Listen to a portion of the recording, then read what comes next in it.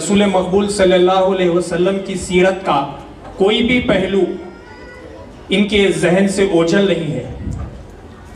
یہ قوم کا ایک ایسا درخشاں ستارہ جن کے حافظے میں 2000 سے زائد احادیث محفوظ ہیں۔ یہ ایک ایسی شخصیت جن کی آج ہمیں خاص طور پر، میں تو شخصی طور پہ ایک زمانے سے حضرت سے وابستہ ہوں، میں بس انہیں شاعر مشرق علامہ اقبال کے شعر سے دعوت دوں گا کہ دشت و دشت کے دریا نہ چھوڑے ہم نے، بحر ظلمات میں دوڑا دیے تھے گھوڑے ہم نے، شان آنکھوں میں نہ جچتی تھی ہزاروں کی، ہم کلمہ بھی پڑھتے تھے چھاؤں میں تلواروں کی۔ میری مراد حضرت مولانا حافظ و قاری سید نصرت تنویر صاحب قبلہ سے ہے کہ وہ آئیں اور اس جلسے میں خطاب کریں۔ الحمد لله رب العالمين، والصلاة والسلام على سيد الأنبياء والمرسلين، ثم الصلاة والسلام على سيد الأولياء الكاملين، وصلى الله تعالى عليه وعلى آلهما وصحبهما أجمعين من يومنا هذا إلى يوم الدين. فأعوذ بالله من الشيطان الرجيم. بسم الله الرحمن الرحيم. إن الصلاة على المؤمنين كانت كتابا موقوتا. صدق الله العلي العظيم. النبي الكريم صلى الله عليه وسلم سأل صحابي أي العمل أحب إلى الله؟ فقال الصلاة على وقتها، أو كما قال عليه الصلاة والسلام. أما بعد، تمام تعریفیں اللہ تبارک و تعالیٰ کی ذات اطہر کے لیے سزاوار ہے، جس نے ہمیں انسان بنایا اور مسجود ملائکہ بنایا تاکہ ہم ساجد خالق ہو۔ درود و سلام اللہ کے پیارے نبی مکرم و محتشم و معظم محمد عربی فخر دو جہاں و مقام صلی اللہ علیہ وسلم پر اور آپ کے آل و اصحاب پر، اور درود و سلام اللہ کے پیارے خلیفہ میرا محمد مہدی موعود علیہ السلام پر اور آپ کے آل و اصحاب پر۔ قابل احترام حضرت سید ید اللہ مبشر مخصوصی صاحب قبلہ و مہمان خصوصی علی جناب سید ابراہیم خلیل صاحب و دیگر فقراء عظام، امت کی مائیں اور بہنیں، پس پردہ خواتین، بزرگان ملت، عزیز بھائیوں اور نونہال بچوں، السلام علیکم ورحمۃ اللہ وبرکاتہ۔ قبل اس کے کہ میں اپنی گفتگو کا آغاز کروں، میں کچھ خوشخبریاں آپ کے گوشے گزار کرنا چاہتا ہوں۔ اب خوشخبری سے آپ کے ذہن میں آ جاتا ہے کہ ارے ہاں ہمیں کچھ ملے گا، یا ہمیں کچھ مل رہا ہے، یا پھر ہم ایسے بندے میں شمار ہونے والے ہیں جس کا اللہ کے پاس چرچا ہوگا۔ دیکھیں، ابھی ہم گزشتہ لمحات پہلے چھوٹے چھوٹے نونہال یہ جنت کے پھول ماشاء اللہ، ہم ان سے قرآن مجید کی تلاوت سن رہے ہیں، اللہ کے پیارے حبیب کی حمد و ثنا سن رہے ہیں، اللہ اکبر، دینی معلومات کے بارے میں سن رہے ہیں۔ دیکھیے اللہ قرآن مجید میں کیا کہتا ہے، فَاذْكُرُونِي أَذْكُرُكُمْ، یہ اللہ کا وعدہ ہے جو اللہ اپنے بندوں سے کر رہا ہے۔ میں ان نونوں سے مخاطب ہوں اور ان کے ماں باپ اور ان کے رشتہ داروں سے مخاطب ہوں کہ جب اللہ کا یہ ذکر کر رہے تھے، اس کے حبیب کا جب ذکر کر رہے تھے، تو اللہ اپنے کلام بلاغت نظام کے مطابق یہ وعدہ ہم سے اپنے قرآن میں کر رہا ہے، فَاذْكُرُونِي أَذْكُرُكُمْ، تم مجھے یاد کرو میں تمہیں یاد کروں گا۔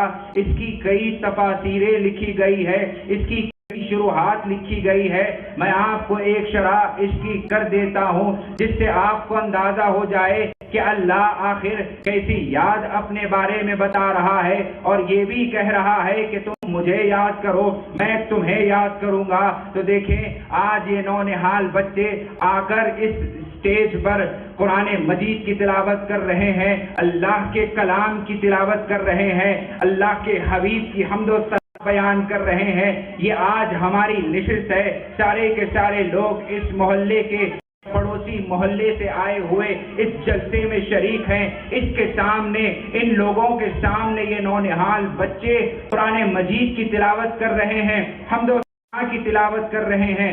یہ مجلس ہم اور آپ کے درمیان ہو رہی ہے، ہم اللہ کو یاد کر رہے ہیں۔ یہ قرآن مجید کی پہلے لفظ کی مصداق ہو گئی، فَاذْكُرُونِي، اللہ کا حکم بجا لایا گیا، ہم نے اللہ کو یاد کیا۔ اب دیکھیں اللہ کیا کہہ رہا ہے، اذکرکم، میں تمہیں بھی یاد کروں گا۔ تو ہم نے انسانوں کے سامنے اللہ اور رسول کو یاد کیا، اللہ وعدہ کر رہا ہے کہ میں تمہیں یاد کروں گا۔ قرآن اور اللہ کے رسول صلی اللہ علیہ وسلم کی حمد و ثنا بیان کرنے والوں کو فرشتوں کی مجلس میں یاد کروں گا۔ آپ دیکھیں یہ مجلس کوئی عام خاص مجلس نہیں، فرشتوں کی مجلس ہے، اور تو اور یہ بھی لکھا گیا ہے کہ آپ کا نام، آپ کے ماں باپ کا نام لے کر اللہ کہے گا۔ دیکھو یہ معصوم سا بچہ جسے زندگی کا ڈھنگ نہیں، وہ قرآن کی تلاوت کر رہا ہے، دیکھو اس کا باپ وہاں بیٹھا ہوا، اس کی ماں اس کو سن کر فخر محسوس کر رہی ہے۔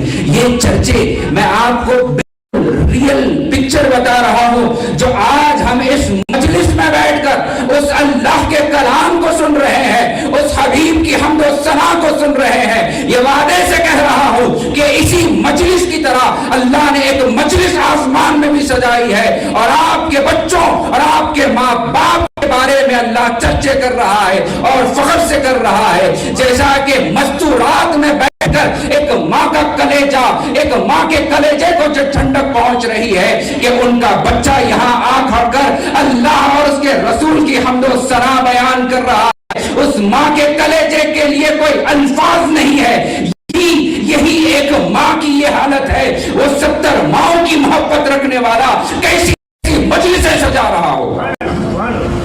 یہ تقاضا اللہ کا اپنے بندوں کے ساتھ ہے۔ آج میں یہ نونہالوں کو دیکھ کر بڑا فخر محسوس کر رہا کہ اللہ اکبر، ان چھوٹی چھوٹی عمروں میں انہوں نے اللہ اور اس کے رسول کو کیسے پیش کیا۔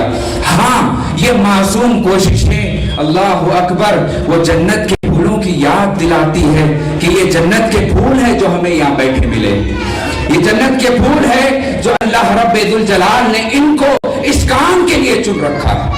اور آج کی جو مجلس جس کا انعقاد خاص طور پر نماز کے لیے کیا گیا ہے، میں آپ کے سامنے کچھ اہم نکات نماز کو لے کر پیش کرنا چاہتا ہوں تاکہ آج کی اس تحت اور بضمن ہم ایک پیغام لے کر اٹھیں اور اپنی زندگیوں میں تبدیلی لانے کی کوشش کریں کہ ہم بحیثیت مسلمان اس نماز جو تحفے معراج ہے، اللہ رب ذوالجلال نے ہمیں کیوں اس کے لیے چنا ہے۔ آپ اس بات کی تصدیق کر لیں کہ آج اللہ رب ذوالجلال نے ہمیں مسلمان بنایا تو مسلمان کس لیے بنایا؟ ارے میں یہ کہوں تو بے جانا ہوگا، ہمارے لیے سجدہ ریز، ہماری اگر ساری زندگی سجدہ شکر میں اگر گزر جائے تب بھی اللہ کا شکر ادا نہیں کیا جا سکتا۔ اگر اللہ چاہتا تو ہمیں کوئی کیڑا مکوڑا بنا کر پیدا کر دیتا، اللہ چاہتا تو ہمیں کوئی ٹھہرا ہوا درخت بنا کر پیدا کر دیتا، اللہ چاہتا تو ہم کسی کے جوتیوں کا پائیدان بنے رہتے، اللہ چاہتا تو ہم کسی نالی کے کیڑے ہوتے۔ اللہ اکبر، لیکن اللہ نے ہمارے ساتھ جو احسان کا معاملہ فرمایا، اللہ نے کہا اشرف المخلوقات مجھے بناتا ہوں۔ آج ہمارا کیا کام ہے؟ جب صحابہ اکرام رضوان اللہ علیہ اجمعین کی زندگیوں کا جائزہ آپ لے لیں، آپ کو اندازہ ہوگا صحابہ उनके पास कैसी तमीज होती थी, कैसा मुआवजा होता था, उनके दरमियान कैसा मुकाबला हुआ करता था, वो भी देखें। जब कोई शख्स नमाज पढ़ता तो वो कहते ये मुसलमान, जब कोई नमाज नहीं पढ़ता तो वो कहते ये काफिर, ये कुफ्र करने वाला है, क्योंकि ये नमाज का तारीफ है। क्योंकि आप देखें अल्लाह के हबीब सल्लल्लाहु अलैहि वसल्लम ने ये हदीस बुखारी और मुस्लिम में भी मिलेगी कि अगर मुसलमान और काफिर के दरमियान अगर आपको फर्क करना है तो वो सिर्फ और सिर्फ नमाज। बात देखिए, मैं और एक खुदी की राहत कर देता हूँ ताकि हम तमाम को ये समझ में आ जाए कि आखिर ये नमाज क्या है। ये मौलवी मुल्ला मुफ्ती आते हैं नमाज पढ़ो नमाज पढ़ो नमाज, आखिर है क्या चीज? यहाँ पर अगर मालूम हो जाए तो आपको समझ में आएगा कि वल्लाही ये दरअसल हमारी जिंदगी का सबब है, ये दरअसल हमारी बकवास का सबब है। ये अंदाजा लगाया जैसा कि आज हमारे पास ये बड़े कॉम्पिटिटिव एग्जाम होते हैं, बड़ी बड़ी कॉम्पिटिशन लगी हुई है। आप देखिए हम अपने बच्चे को इंजीनियर बोलते हैं, डॉक्टर बना देते हैं, क्योंकि हमारे पास इसके मुताबिक नंबर के सामने मौजूद है। हम हमारे पास जायदा कर सकते हैं, हमारे सामने जायदा निकाल सकते हैं कि हाँ मेरे बच्चे को अगर मैं इंजीनियर बना दूंगा, डॉक्टर बना दूंगा तो फला वो ये नाम कमा लेगा, फला उसकी ये तनख्वाह होगी, फला उसका ये नाम और चर्चा होगा। नमाज क्या चीज है ये भी तो समझ लें, ये भी तो एहसास कर लें कि नमाज किसको कहते हैं। नमाज का अगर आप अरबी में तर्जुमा करें उसको हम कहते हैं सलाह। आम सा लफ्ज है, हर आम और खास के पास आम लफ्ज है। नमाज किसको कहते हैं? सलाह। सलाह का माना वो भी देख लें, हम खाली नमाज सुन रहे हैं, नून मीम अलिफ जा, जिसका माना हमें नहीं मालूम, जिसका मतलब हमें नहीं मालूम। आज इस बात को ध्यान में रख लें, उसका अरबी में माना, अरबी में जिसका लफ्ज होता है उसको हम कहते हैं सलाह। साद लाम अलिफ का, साद लाम वाव का। अब आप देखें सलाह एक लफ्ज से निकला जिसको हम सिला कहते हैं। सिला का माना है रब्त, सिला का माना है ताल्लुक, सिला का माना है रिश्ता, सिला का माना है उनसियत। अभी सिला का माना क्या समझ में आ रहा है कि अल्लाह और उसके दरमियान का ताल्लुक, जिसको हम नमाज कहते हैं, जिसको हम सलाह कहते हैं। अभी ये बात हमको समझ में आ गई कि नमाज का माना ताल्लुक पैदा करना है। देखें कि आज अगर कोई एक गाड़ी मैन्युफैक्चर होती है तो उसके ऊपर ब्रांडिंग लगाई जाती है, उसके ऊपर एक ट्रेडमार्क चस्पा कर दिया जाता है कि हाँ ये प्रोडक्ट फला को बिलोंग करता है, फला ब्रांड का ये प्रोडक्ट है और उसका ये काम है। देखें, और वो गाड़ी चाहे कितनी भी दूर चली जाए, कितना भी सफर तय कर ले, कूड़ेदान में भी पड़े रहे, लेकिन उसका ताल्लुक और उसकी निस्बत सिर्फ उसी ब्रांड से होती है। हम ये नहीं कहते कि 4 पहिए वाली गाड़ी खड़ी हुई है, हम ये कोई नाम कहते हैं कि अरे टोयोटा खड़ी हुई, इंडिका खड़ी हुई है। देखें, यही हमारा आपके और अल्लाह के दरमियान मौजूद है। अगर हम नमाज नहीं पढ़ेंगे, अल्लाह से रिश्ता कायम नहीं होगा। जब अल्लाह से रिश्ता ही नहीं तो हमारी इंसानियत का क्या मतलब बना? हम इंसान हैं, अल्लाह के बंदे हैं, तो हमारी बंदगी का क्या सबूत हो गया?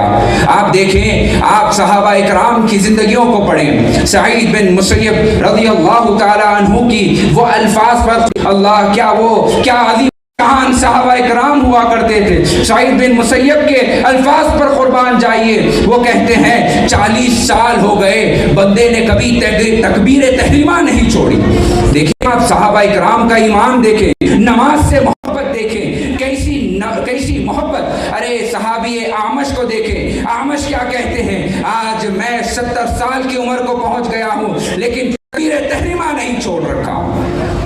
ये ईमान, ये तकाजा देखें। सहाबा इकराम की भी जिंदगियों का अगर आप जायजा लें, अगर कोई वो देखते कि कोई आम कर रहा है, चूंकि हमारे पास इस्लाम में 5 अरकान हैं, हम तमाम हर छोटा बड़ा इस बात से वाकिफ हैं। اشہد ان لا الہ الا اللہ، اقام الصلاۃ، ایتاء الزکاۃ، وحج البیت، وصوم رمضان۔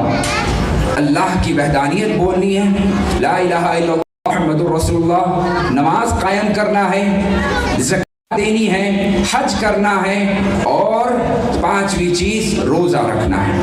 اب آپ یہ تمام ارکان سے واقف ہیں۔ ان ارکان میں توحید کے بعد اگر سب سے اہم رکن ہے تو وہ نماز ہے، کیونکہ آپ دیکھ لیں توحید تو آپ کو لامحالہ کرنی ہی کرنی ہے، اس کے علاوہ آپ اپنی وحدانیت ثابت نہیں کر سکتے۔ دوسری بات نماز، تیسرا آپ دیکھ لیں روزہ۔ اگر آپ سفر پہ چلے جائیں، اگر آپ بیمار ہیں یا ایسی کوئی بیماری آپ پر آ گئی ہے تو آپ کو روزے کی رخصت ہے۔ زکوٰۃ دیکھ لیں، زکوٰۃ کے پاس آپ کا ایک نصاب ہے، وہ نصاب میں آپ فٹ ہوتے ہیں اور ایک سال گزرتا ہے تب زکوٰۃ فرض ہوتی ہے۔ حج کو دیکھ لیں، حج کا معاملہ ہے آپ کے پاس وہ دولت ہونی چاہیے اور جسمانی قوت ہونی چاہیے، تب جا کر آپ پر حج فرض ہوتا ہے۔ یہ تمام کی تمام تین چیزیں کنڈیشنل ہے کہ اگر آپ یہاں پر کنڈیشن میں فٹ ہوتے ہیں تب یہ فرض ہوتی ہے۔ لیکن نماز کا عالم دیکھیں، اللہ اکبر اللہ اکبر۔ عمران بن حسین رضی اللہ تعالی عنہ کی حدیث ہے، وہاں آپ اللہ کے حبیب صلی اللہ علیہ وسلم سے بات چیت کر رہے ہیں۔ عمران بن حسین صحابی کے بارے میں بس ایک چیز بتانا چاہتا ہوں، یہ وہ صحابی ہیں جنہوں نے 30 سال مرض بواسیر میں گزارے ہیں۔ اب آپ کو معلوم ہوگا پائلس جو بیماری ہوتی ہے جس کو عام الفاظ میں بواسیر کہتے ہیں، وہ بیماری میں صحابی 30 سال گزارتے ہیں۔ اب آپ دیکھیں، ہم نے کئی پائلس کے مریض دیکھے، کبھی جب ان کو تکلیف ہوتی ہے تو بیٹھنے بھی نہیں آتا، چلنے کی بھی دشواری آ جاتی ہے، آرام سے لیٹ نہیں سکتے کیونکہ تکلیف کی شدت بہت پڑی ہے۔ اب وہ صحابی کا عالم تھا کہ وہ اپنی جگہ ہل نہیں سکتے، اتنی تکلیف کی شدت، اور یہ مدت ان کی 30 برس رہی ہے۔ اللہ کے نبی صلی اللہ علیہ وسلم عمران بن حسین رضی اللہ تعالیٰ عنہ کے پاس آتے ہیں۔ عمران بن حسین کے مزاج پرسی کی جا رہی ہے، عمران بن حسین سے بات ہو رہی ہے کہ عمران بن حسین بتانا تمہاری طبیعت کیسی ہے۔ عمران بن حسین کے بارے میں الفاظ مصطفیٰ صلی اللہ علیہ وسلم ہے، 3 حدیث میں درج ہے، لا شکا ولا بکا ولا تذمر۔ یہ کہا کہ کبھی شکایت نہیں کی، کبھی رویا نہیں، کبھی واویلا نہیں کیا۔ اللہ اکبر۔ آج ہمیں 2 دن کا بخار اللہ کی وحدانیت سڑک پہ لا کر کھڑی کر دیتی ہے۔ آج ہمارا 3 دن کا کوئی بخار ہمارے بچے کو پہنچ جائے، ہمارے کلیجے چھنی ہو، ہم یہ کہتے ہیں کہ خدا ہمیں ایسی کون سی تکلیف کی سزا تو دے رہا ہے۔ عمران بن حسین کو دیکھیں، 30 سال انہوں نے مرض بواسیر میں زندگی گزاری۔ اللہ کے حبیب سوال کر رہے ہیں، بتانا اے عمران تمہاری طبیعت کیسی ہے؟ اب اللہ کے حبیب کے ہی وہ الفاظ ہیں، لا شکا ولا بکا ولا تذمر، کبھی نہیں کیا، کبھی رویا نہیں۔ ارے شکوا رونا تو الگ بات ہے، کبھی واویلا بھی نہیں کیا۔ شکایت کہتے ہیں زبان سے کچھ کہنے کو، تذمر کا معنی ہے کہ بس اپنے ماتھے پہ شکوے کا بل لانا، وہ تک بھی انہوں نے 30 سال کی مدت میں ایک دفعہ تک نہیں کیا۔ کیونکہ میں یہ ذمہ داری کے ساتھ کہتا ہوں، کیونکہ اللہ کے نبی بھی نے یہ فرمایا ہے۔ ابھی کیا ہوا؟ یہ صحابی کی کیفیت پوچھی جا رہی ہے، اللہ کے حبیب ان کی تصدیق کر رہے ہیں کہ دیکھو کیسا پیارا بندہ ہے۔ ابھی وہ بندے کو اللہ کے حبیب نماز کی تلقین کر رہے ہیں، دیکھیے وہ کیسی نماز کی تلقین کی جا رہی ہے۔ اللہ کے حبیب صلی اللہ علیہ وسلم کہتے ہیں کہ اے صحابی صلی قائما، آپ الفاظ دیکھیں اور یہ حدیث کا پس منظر دیکھیں۔ عمران بن حسین 30 سال سے مرض میں ہے، شدید مرض میں، ایسے نہیں کہ بس وہ مرض کے شکار ہے، شدید مرض میں ہے۔ وہ صحابی کو اللہ کے حبیب کہہ رہے ہیں کہ اے صحابی صلی قائما فإن لم تستطع فقاعدا، اے صحابی ٹھہر کر نماز پڑھو، اگر نہیں پڑھ سکتے بیٹھ کر نماز پڑھو۔ ابھی اللہ کے حبیب نے بات ختم نہیں کی، کہا صلی قائما فإن لم تستطع فقاعدا، صلی قائما فإن لم تستطع فقاعدا فإن لم تستطع فعلى جنب۔ اللہ کے حبیب نے فرمایا ٹھہر کر نہیں پڑھ سکتے بیٹھ کر پڑھو، بیٹھ کر نہیں پڑھ سکتے لیٹ کر پڑھو، اگر تب بھی نہیں پڑھا جا رہا، اے عمران بن حسین میں تمہاری تکلیف سے واقف ہوں کہ اگر تمہاری جسم کے اعضاء تمہیں یہ اجازت نہیں دیتے کہ اے عمران تم ہماری اپنے ہاتھوں کو اٹھا لینا تاکہ تم تکبیر کہہ لو، اپنی کمر کو جھکا لینا تاکہ تم رکوع کر لو، تو اپنے ماتھے کو ٹکا دینا تاکہ تم سجدہ کر لو، اے عمران اگر تمہارے اعضاء جسم اگر تمہارا ساتھ نہیں دیتے کہ تم نماز پڑھو تو اے عمران میں تمہیں کہتا ہوں کہ اشاروں سے نماز پڑھو، لیکن نماز پڑھو چاہے کچھ بھی ہو جائے، مرض موت پر اگر کوئی ہو تو نماز نہیں چھوٹنی چاہیے۔ نماز کی وہ کیفیت، وہ حرکت آپ دیکھیں، اور سب سے اہم بات ہم یہ سمجھ لیں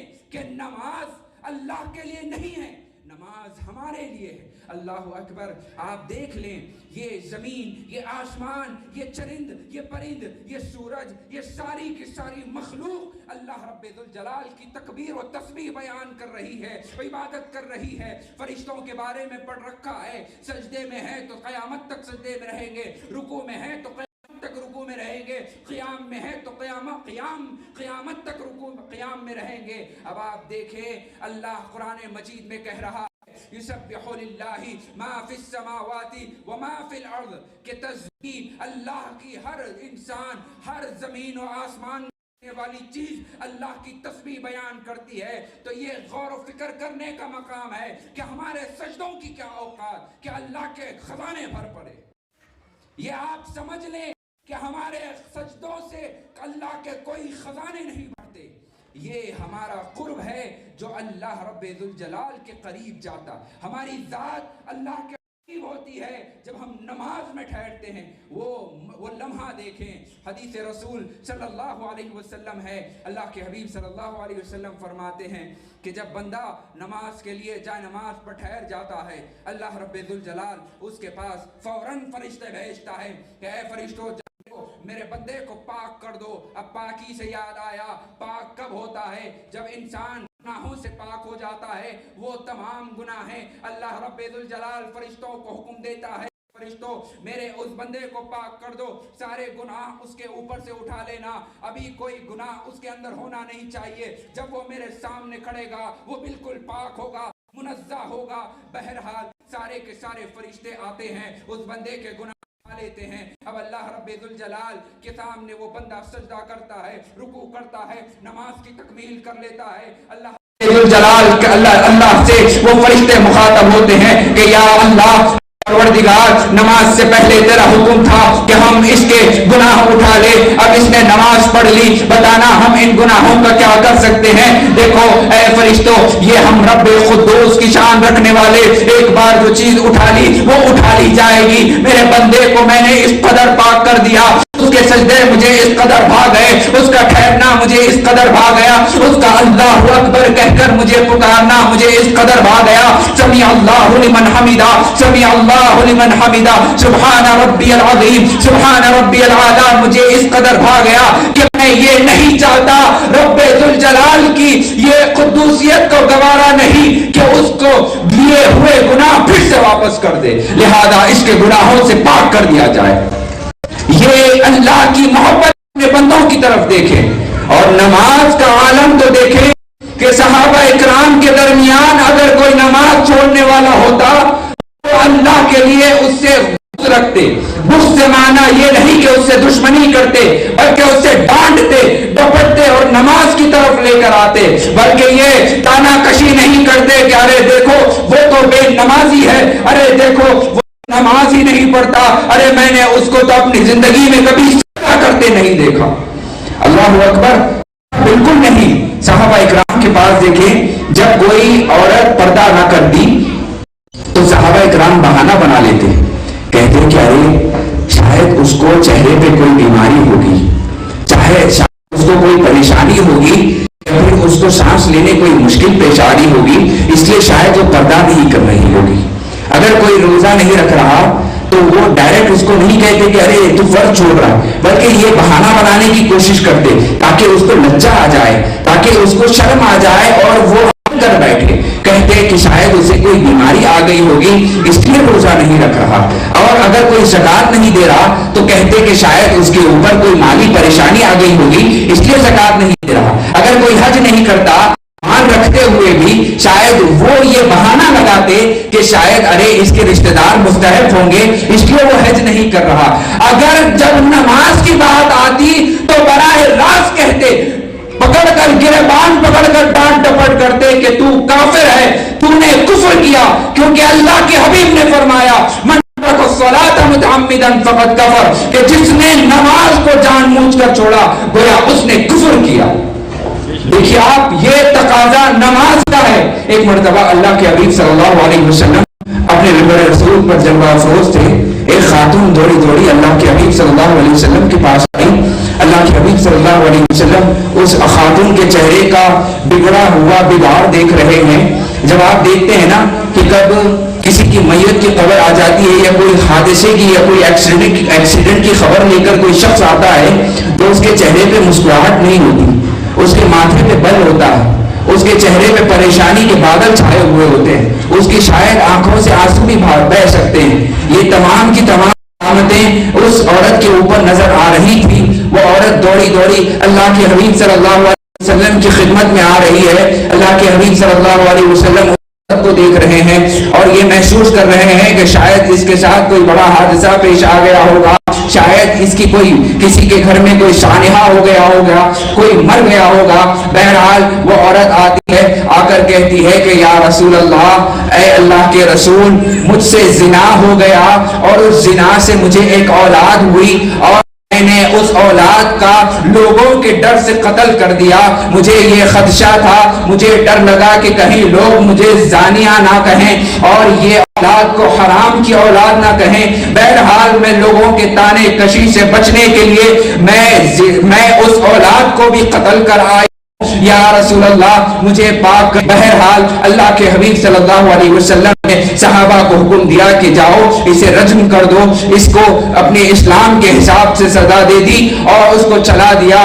और अल्लाह के हबीब सल्लल्लाहु अलैहि वसल्लम ने उसे चलाने से पहले ये कहा कि ऐ खातून, जब मैंने तेरे चेहरे को देखा, जब तेरा चेहरा परेशानी से भरा, तेरे माथे था, तेरे आंखों में आंसू भरे थे, तो मैं ये तसव्वुर कर रहा था कि शायद तेरी असर की नमाज छूट गई, शायद तेरी असर की नमाज छूट गई, इसलिए तू इतनी परेशान है। लेकिन तू तो जानिया निकली, तू तो एक बच्ची की कातिल निकली। तो पता चला कि एक नमाज का छोड़ना अल्लाहु अकबर एक गुनाह और एक कत्ल से बढ़कर गुनाह है। तो आप देखें आज हम तमाम को किस बात की फिक्र करनी है।